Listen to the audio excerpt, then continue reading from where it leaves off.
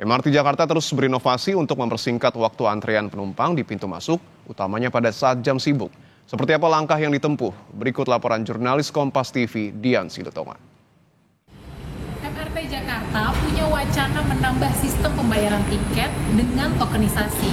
Tujuannya untuk mempercepat laju orang di area tapping gate, juga untuk meminimalisir terjadinya antrean panjang.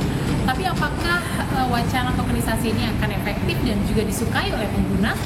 Berikut liputannya.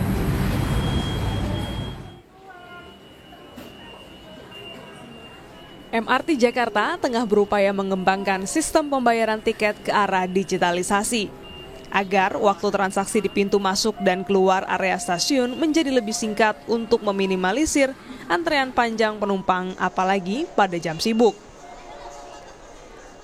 Sementara sistem pembayaran saat ini di stasiun MRT butuh waktu hingga 3 detik per orang. Masih terlalu lama jika ada ratusan penumpang di saat yang bersamaan. Sistem tokenisasi menjadi jawaban yang dilirik MRT Jakarta. Transaksi ini akan memotong saldo digital setelah penumpang melakukan tap in atau tap out. Dari sosok manapun. Ini yang kita lagi sama BI bagaimana menerapkan kris ini. Kalau di transit itu belum bisa. Karena takes time. Kalau kita di merchant itu bisa butuh waktu mungkin 5 detik ya. Sementara kalau kita di transit itu harus 0,3-0,5 second, milisecond. Supaya orang cepat gitu. Cepat. Nah, ini yang kita pikirkan gimana caranya. Ada banyak pengembangan kita. Sistem tokenisasi misalnya. Bagaimana kita tokenisasi yang penting, token dulu, valid dulu, nanti pembayaran di belakang di cloud. Nah, itu semua bisa kita terapkan dengan digitalisasi. Tidak semua pengguna MRT optimis dengan sistem baru ini. Ada pula pengguna MRT yang cemas sistem baru akan jamak gangguan atau bahkan kesalahan saat pemotongan saldo. Sebenarnya lebih baik ini juga udah bagus sih, tidak ada kendala apa-apa. Dibandingkan kalau misalkan memang ada rencana ke depannya buat pemotongannya belakangan itu takutnya memang ada kendala tapi kita nggak tahu. Kalau buat saya sih setuju ya. Jadi kan kita udah ngantri panjang 2 kali kan, apalagi orang-orang yang pulang kerja kantoran gitu.